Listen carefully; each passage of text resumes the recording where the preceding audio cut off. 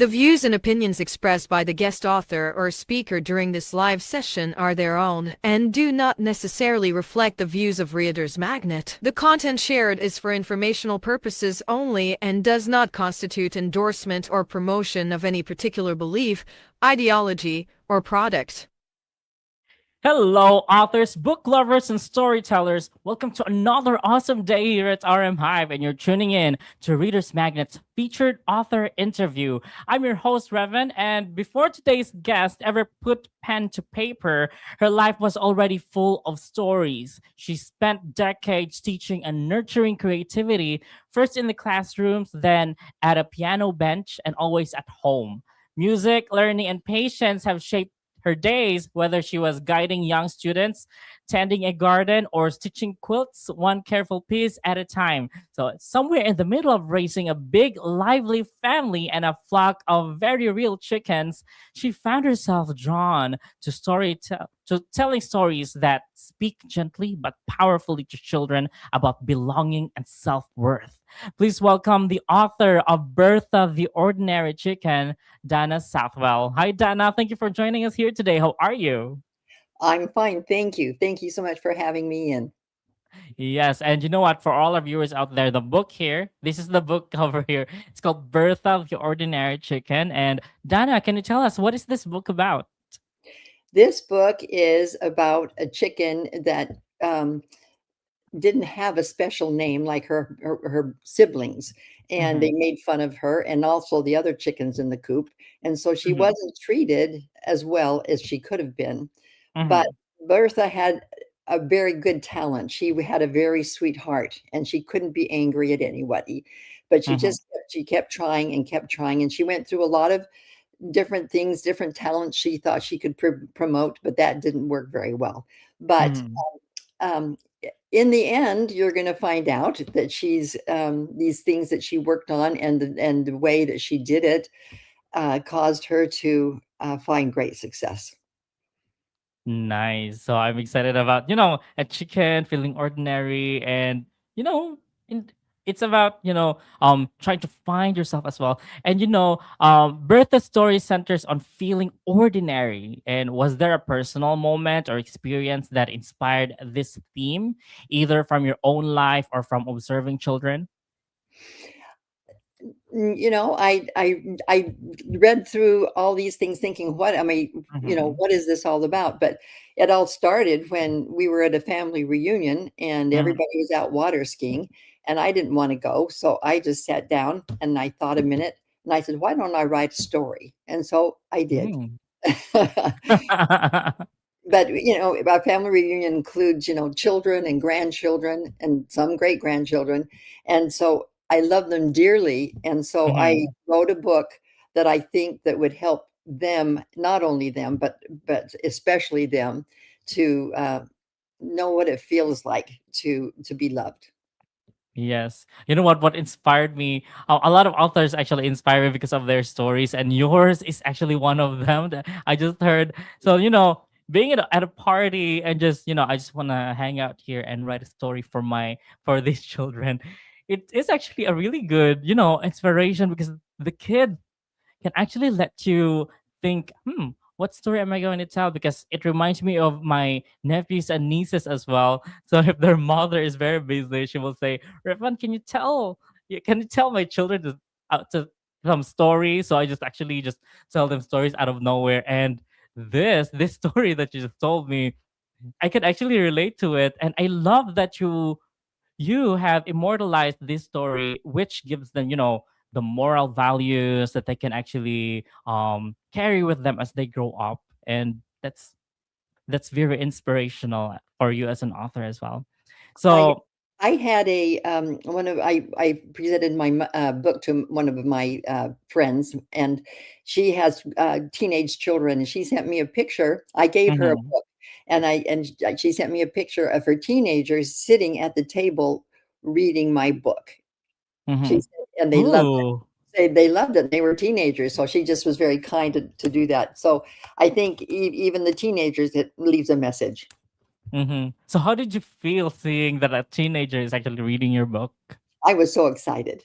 Yeah. Right.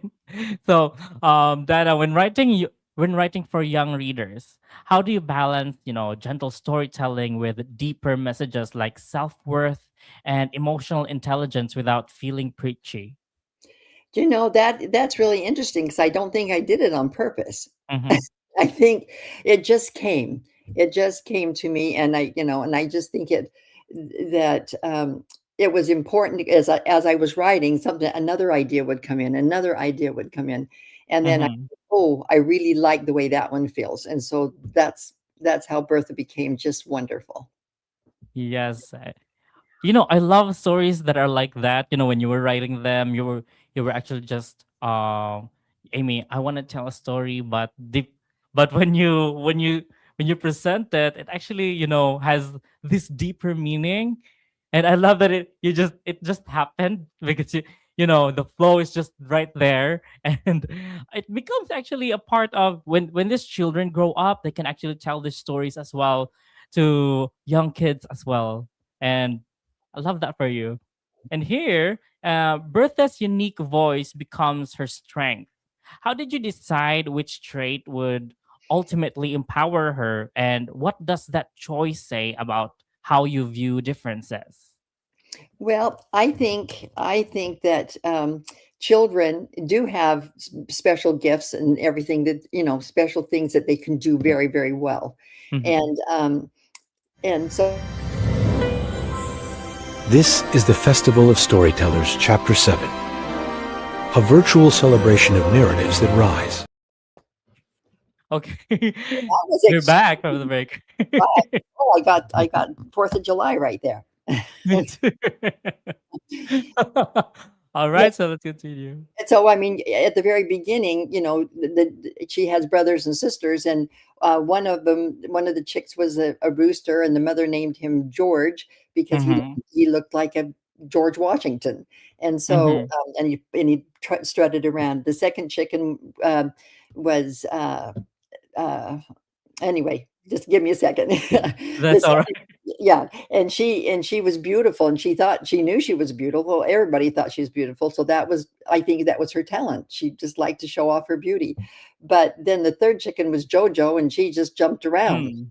Okay, and so there was, and mother said, "Well, I can't figure out what you're good at, and so Mm-hmm. I'll just name you Bertha."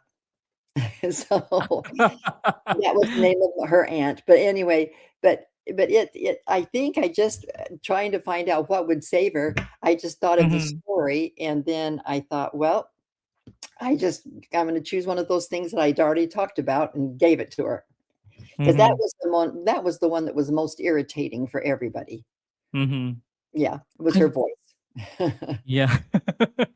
I actually love how your book has different characters and very interesting characters as well. And especially Bertha.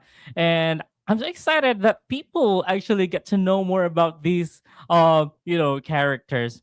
And right now I want to talk about, the publishing process of Bertha the Ordinary Chicken. Okay. So what part of the writing or publishing process challenged you the most while creating this book, Bertha the Ordinary Chicken, and how did it shape you as a writer? Okay, well, I think that's been the most challenging. I've had to learn. Mm-hmm. I have to learn. I had to study. I've had to, go back and figure out if this is the Mm-hmm. right thing to do, if this is the wrong thing to do. And I've made many changes, Mm-hmm. and so True. but I found I think I found a good one here. But Mm-hmm. it's challenging because you want the best for your book, Mm-hmm. but you don't want it to drive you crazy doing it. True. There we go. I actually love how you said that you actually did a lot of changes. Because in writing we want it to be perfect, and there's always this process. It's always a process, even if we Yes. think that this is already the finished product. We tend to still find some things that we can add, and I actually love that process as a writer. I don't know about you, but we tend to add more and get engaged with our readers as we create the story, and it unfolds some of the characters as well as they develop from beginning to end, and I just love the process. Well, the one thing that I do have, if people Mm-hmm. have chickens or if they've studied chickens, they Mm-hmm. find that they have personalities of their own. They're very Mm-hmm. strong. There's some really strong ones. There's some that get picked on a little bit, and there's, Uh-huh. it's extremely interesting how they work. Mm-hmm. So it's fun to watch because you can actually make a comedy, a drama. You can do Mm-hmm. anything else True. with chickens. This cute. I remember because when I was young, we actually had this little chick, this little chick, and it actually has a personality as well. So, Mhm, so it grew up. It's very, it's very gentle. It actually comes to us for, it wants to be petted, and it asks for food. So we just let it roam around, and sometimes it knocks on the door asking for food. mhm, So we just put grains beside the chicken until this chicken actually became a hen and had her chicks as well. So mhm. that was actually one part of my childhood that I can never forget. So the chicken. So, and it was my mom's pet. So Yeah. so Well, nice. when I was a little girl, my mother would read to me every single night, and I had a Mhm. favorite book, and it was called the Rabbit That Wanted Red Wings, and Mhm. it was marvelous book, and that's the only one I wanted for many, many, many Mhm. years. And I think I'm thinking back and thinking maybe that was the beginning of what I like to do. I found a talent later in my life that I didn't know I had. And I think I have to give honor to my mom for making me a reader too, because I love books. Mm. So now, if a child or adult finishes this book and remembers just one feeling or idea, what do you hope stays with them long after they actually read the book? Well, I have a sentence, a proverb inside my book, Mm. and it is, I may be ordinary, but no, yeah, I may be ordinary, but oh well, here, I forgot my words. Um, oh, I may be different. I got it backwards. It may be Okay. different, but I am not ordinary. There it is. Wow. I Sorry, I may stumbled be over. different, but I am not ordinary. I Yes, love that. It's deep, and it actually has an impact from the proverb. I love that. I want to remember that. Oh, what's that again? I just forgot. I wanna remember it. I may be different, but I am not ordinary. that's right. Wow. So all our viewers out there, remember that. Well, I hope they don't get it mixed up like I just did. Yeah, me too. I may be different, but I am not ordinary. So now I want to give the spotlight to you, Dana. Tell us where we can find your book, and if you have other projects that you want to share as well. Okay. Well, my book can be found on Amazon and at Barnes and Noble, and it's doing well. And if you go on and if you buy a book, please rate the book and tell me how you Hmm. feel. I would really appreciate that. Yeah. And also, yeah, and Reader's Magnet has a website, and it's a Hmm. wonderful website. So you should go there because it's like eye candy. It's really, really a nice Yeah. website. And let's see, there was something else I wanted to say. Um, oh, my new books. Okay. Hmm. Okay. Well, when I my very first book, and I didn't tell you this, Ribbon, was Hmm. my little grandson. We visited and we would make up stories. He would choose the characters and then I would tell the story. And Hmm. he was just little and he cried, says, Grandma, who will tell me my stories? I said, I will. So I wrote a book called Evan, the Prince of Southwell. And Hmm. so that, but right now it's doing in different stages. I read it again. Hmm. Oh, I need to make some good changes in this book.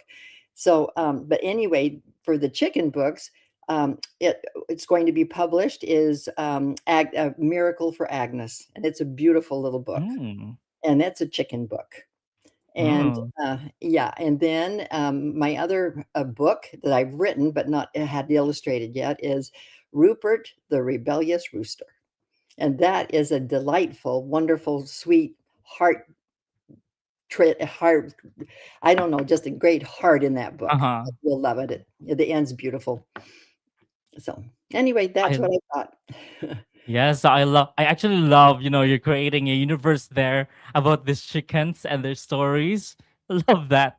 So, yeah, so all of you guys out there, that's Danna Southwell, and get your copy of Bertha the Ordinary Chicken and all her other books as well, available on Amazon and Barnes and Noble. And you can also check out Reader's Magnet bookstore. Bertha the Ordinary Chicken is also there as well. And Dana, it has been an awesome time with you. Thank you for joining us here at Reader's Magnet. Thank you much. I really appreciate it, Ravon, even though I was a little jittery. That's all right. Okay. So, guys, let's open the pages and unravel the secrets of your personal odyssey. And I believe that your ink never runs dry. So, go tell your story, storyteller. This is your host, Ravon. And as we say it here at Reader's Magnet, we share your story with the world. Bye for now. Stay awesome. Bye-bye.